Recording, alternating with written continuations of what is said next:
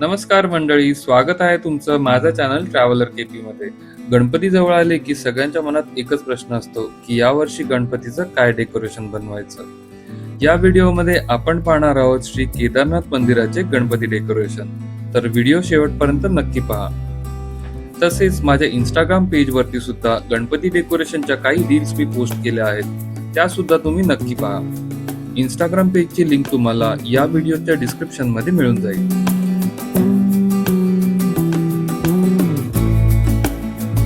केदारनाथच्या या डेकोरेशनला मला इंस्टाग्राम वरती प्रचंड प्रतिसाद मिळाला, त्यामुळे तुमच्या आग्रहास्तव मी हा पूर्ण व्हिडिओ बनवत आहे.